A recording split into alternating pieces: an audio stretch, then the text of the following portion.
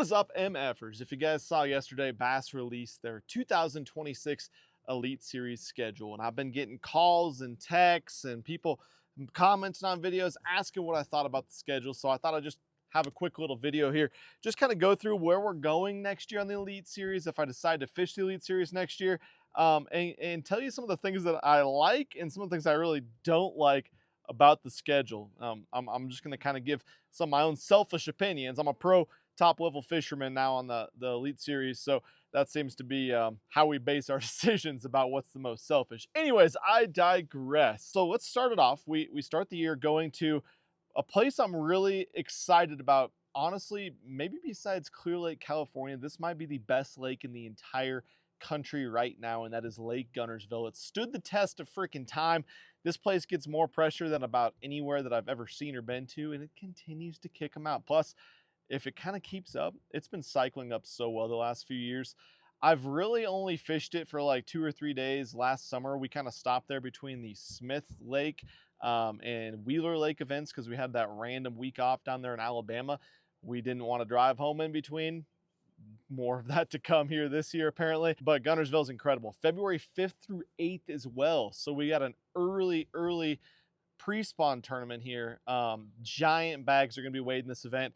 And it's really going to be one where you're going to have to be fishing for 5+ pounders or you're going to be screwed. But I really like that. That starts the year off February 5th to 8th. And then we do a back-to-back at Lake Martin is the next one. So the first 2 tournaments of the year in Alabama, which if you follow the ambulance chaser channels, they'd like you to think that, you know, Boyd Duckett or MLF or someone was in bed with the Alabama government and wouldn't allow us to go there if you're on BASS, which obviously was, you know, anybody that knows anything knows that's not a true statement. But hey, decide to trust whatever you watch on the YouTubes and take it at face value. So thought that was kind of interesting. So that's 12th to the 15th.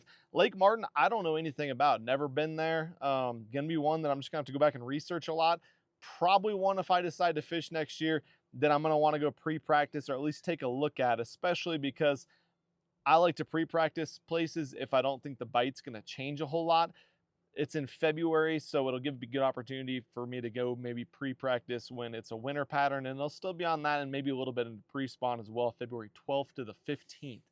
Man, I don't know Lake Martin at all. Also, any of these here, if you guys know places to stay, campgrounds, you want to have a beer with me, got good restaurants in the area, always feel free to let us know. I can't get any information, of course, with the information rule. Not the schedule's been released, but I'd love to hear anything else besides how to catch a bass. Next one up, the Tennessee River. So this is the Bassmaster Classic, March 13th to 15th. So like they do every year, the Elite Series takes a break from Lake Martin until the next event, which is the Tennessee Tom Bigby Waterway, to have the Classic kind of in between there. And it looks like there's about 5 weeks off in between Elite Series events there, or, you know, 2.5 weeks off with the crazy 10-day week of the Classic and everything at the Tennessee River.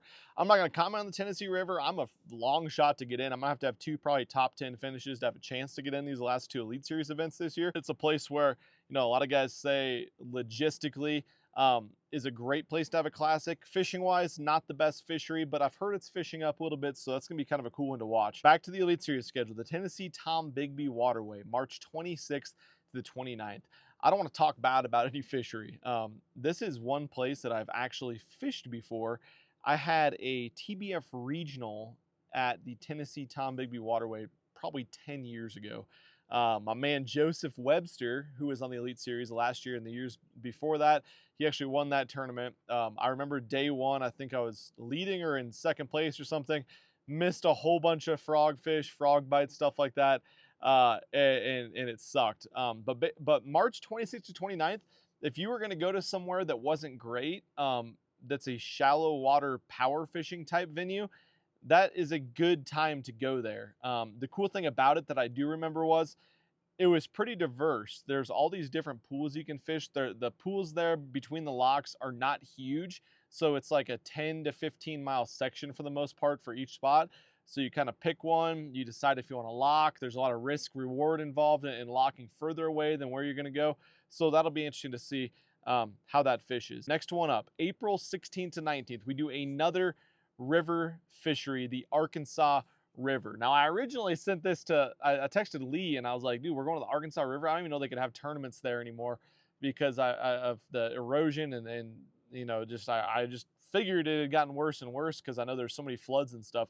And he said, actually, it's been badass. This spring, it was really good. Summer's good.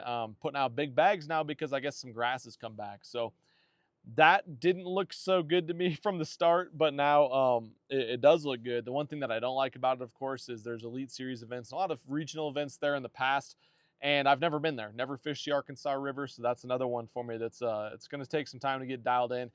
And those style events, I think really the biggest thing there is finding areas that have populations of bass. And so, yeah, you can be like, well, the grass came back, so it's really good. Well, I mean, it might take you a day and a half of practice to find where that even has good grass, let alone find the best places to go spend your time in the tournament. So maybe some pre-practice involved as well on that one. From there, May 7th to the 10th. So we have a back-to-back here. We go to Lake Murray in South Carolina. That's May 7th to 10th. I can't remember when we were there exactly last year on the Elite Series. I think we were there like a week or two after. But that should be, you know, dead nuts, herring spawn, topwater eruptions. That could be a really fun tournament to watch. Lake Murray is a cool place. It's definitely a place that I struggled. I didn't get a good grip on, but it was a place last year where, you know, I started in the top 10 the first day, and then I bombed day two and ended up like 80 something because I just didn't have a lot of spaces to rotate through. But it's a place where I really learned a lot, and I felt like there was a big learning chance for me there to kind of figure out how those herring fish live and do their thing, which is totally different. And I've kind of gotten a really good grip on that the last year to 2 years. So I'm excited for that one. Next up, Santee Cooper. So we go right from Lake Murray to Santee Cooper, another place that is just like a phenomenal shallow water, cypress tree, grass style fishery.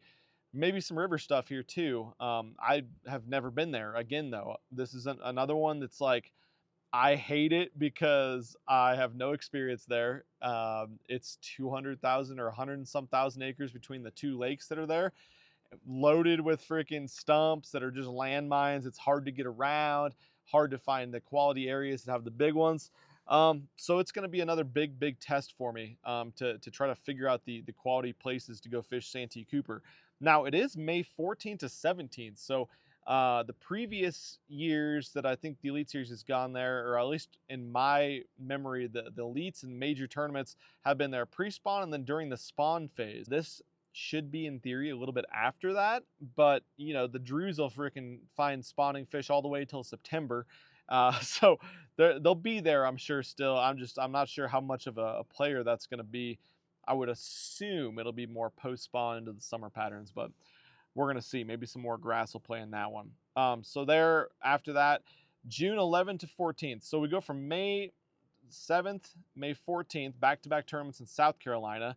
And then 3 weeks, I guess we'll get home the 18th or 19th from Santee Cooper. And then, you know, 2 weeks later, 2.5 weeks later, we got to make the trek back on June 11th to 14th to the Pasquaskank River again at the Albemarle Sound. And unfortunately, this is one thing, no offense if you live there, if you're a venue host or anything, I don't like that we're going out of Elizabeth City again. I can totally understand why we pick host cities. Obviously, these are places that support bass fishing, that support us coming there.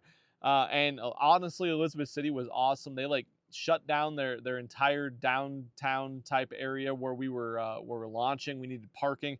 Shut down whole streets so we could just park down the sides of the streets. It was a pretty cool deal. The problem with that is you got to run like 20 miles to even get out to the sound, and then you got to go figure out where to fish. I got no grip or idea when I was there last year. Now this is going to be this year, I guess it is. I finished like 100th. That was also some mechanical issues, so there was some stuff going down with that. But June 11th to 14th, man, that's going to be a lot more summer pattern, obviously. That's a warmer climate there as well. There's gators and stuff in a lot of the areas, so obviously a warmer climate there, right by the ocean, different type of climate. But I'm not overly thrilled to go back there, to be honest, because we got to go all the way to South Carolina for back-to-back events, drive all the way back to Texas or wherever we're going to stay. And then 2.5, 3 weeks later, we got to make the trip all the way back to North Carolina. I know it's not easy to schedule these events sometimes, but man, that's going to be not super, super fun to do and make that drive back to back. That's 20+ hour drives back and forth each way. Speaking of 20+ hour drives, let's continue this. So June 14th, we're done until August 13th. So we have a nice, a big break, just like we did this year, which is nice. It's nice to have the summer off, off. I'm fishing every day this summer, and I've traveled 6,000 miles, I think, on this trip so far the last month. But we go back on a northern swing to somewhere that I missed dearly going to this year, and that is New York. We start at Lake Champlain, 13th to the 16th, and then for for whatever reason, we have a week off in between, and then we have the St. Lawrence River. So a good place to spend summer, a good place to, have a week off in between, I guess. But we ain't going to drive 27 hours or whatever it is down to Houston in between events for a week off. So it's expensive. It costs a lot to stay somewhere, especially up in that area. It's not the cheapest area of the country. It's expensive to stay up there for an extra week when we could have just done back to back. And I don't know if they kind of built in, some weather days there, like we kind of did last year. We had Champlain and then St. Lawrence River just like this last year, except it was back to back. In Champlain, we got winded out the first day, and so it went until Monday, and then there was only 2 days of practice for St. Lawrence River, which is not enough for a place like that. So that could have been part of the reason, but regardless, we got to plan an extra week of travel in there where we ain't coming home. One thing to note there that's interesting is St. Lawrence River. We are going out of Clayton, New York. And so that puts everyone closer to the lake. Going to make it a lot more interesting as far as the gnarly, 70, 80, 100-mile runs each direction when we go from Waddington. Don't have to do that. But the thing with going out of Clayton is, it pretty much makes everyone go, or 90% of the field will be out in the lake. So a lot more pressure there, a lot more runs across the lake, not just to get to the lake.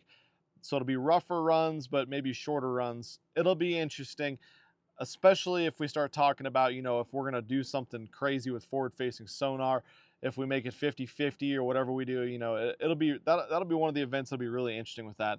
And then again, like Lake Champlain, man, that's going to be, I loved that place last year. Again, somewhere that's way too big and vast to ever get a grip on with 3 days of practice. I was proud of my finish. I finished 20 something there. Really feel like, if I would have gone to a better area, my best area to start on day one and spent my whole time there, I could have top 10 the event. So I can't complain with it. It's just a tough place to go when there's so much experience there from the whole field. But you guys saw it. Ed Wofford won there last time on a spot in an area of the lake where, not hardly ever gets fished. So it's cool to see that. So, all in all with the schedule, very, very diverse schedule. I've talked about several times this season how I don't think we could go to any more different places every single event we have this entire season. Like we started the year off in Florida, and the two Florida events, St. John's and Okeechobee, those are two like completely different fisheries. Pasquiskank was totally different than those by a lot. Fork, obviously, Sabine, totally different than any of those tournaments. We go to a Highland fishery, an Ozark style fishery, and 10 killer. And then, these last two events, the Mississippi River and St. Clair, nothing like either each other or like any of the events we've had previously. To look at this here on the list here, I think we have the most diverse schedule again. I don't see any events that's going to be like, oh, that worked at the Tennessee Tom Bigby, that'll also work at Arkansas River, or that's how Lake Murray fish. We're going next week, we're going to Santee Cooper, also South Carolina. That's going to be how it fishes there too. No, none of these are the same at all. So again, very, very diverse schedule. And to be honest, I've pushed for this and I've talked about this. I could have made an entire channel and posted videos about this entire forward-facing sonar, voting and debate and all this shit that we've had to deal with as me being a rep for my group of anglers on the ABP for this season. I there's so much shit that I haven't talked about because I'm just like I'm over it and I don't even want to bring attention to it because of how ridiculous I feel it is. But where I'm going with that is you do not need to ban or 50-50 this schedule or any schedule in the future, but especially this one. You have so many events here where forward facing sonar is not going to play at all or barely going to play. And I keep hearing these guys say, well, you know, the angler of the year should have to be able to do everything. And if we do 50-50 with forward facing sonar, then that means they're going to have to be good at everything, not just forward facing sonar. Yeah, well, that's already the case. There was very few events this year. I mean, was there an event this year that was, I mean, Lake Fork maybe, I guess, was the only one that was dominated with forward-facing sonar. Of course, Kyle Welchert caught 1,000,000 pounds at the Pasquotank River. The rest of the top 10 and the majority of the field were not using it or barely using it. So to say that we're going to go to Arkansas River, we're going to go to Santee Cooper, we're going to go to, I don't know what Martin's going to be like, Tennessee Tom Bigby Waterway, it's going to be such a small factor. Murray is going to be a lot more, you know, looking for herring fish, and it's going to be, you know, just scoping them out, looking for topwater fish, looking for action. Champlain, obviously, very good forward-facing sonar type area, but it also gets dominated with largemouth a lot of the time too, up shallow that you can't see. So, yeah, obviously St. Lawrence River, we go out to the lake, it's going to be forward-facing sonar. Gunnersville, going to be probably forward-facing sonar dominated, but very well could be current-related fish, could be grass-related fish. So, I mean, we already have the great mix here. The idea that someone's going to just waltz through the schedule using 2 baits and 2 rods and reels, like the narrative that's being pushed, absolutely insane to me. Also, one thing that I hate about this schedule is we're not going to Texas. I'm not necessarily being selfish in that, you know, I understand how Texas fish act, or I think that it gives me an edge, which I do a little bit, but not from that sentiment, but more the sentiment that half of the fishing licenses or bass fishermen that are sold in the United States are to Texas. It is the biggest supporting events, biggest crowds we have all season long. So it's surprising that we couldn't have made something work. And we don't have to go back to Fork. We don't have to go to Sabine. We don't have to go to Toledo even though Toledo is just like an unbelievable place for a fishing tournament. We don't gotta go to those places. There's still, you know, 5 or 6 or 7 venues in the state that could hold an Elite Series size tournament. So I'm not happy about that. If it's not my choice, obviously, again, it's not easy to make these schedules. But yeah, like I said, I'm not sure what I'm doing next year. I just gotta catch some damn fish these last 2 events, or I'm not gonna requalify anyways. But I just kind of wanted to give my opinions about the schedule this year, and I'd love to hear some of you guys' comments and opinions as well, because like I said, very diverse, and I keep getting questions and comments about what are my feelings. Those are my feelings, guys. So let's hear yours. I'm out of here. Peace.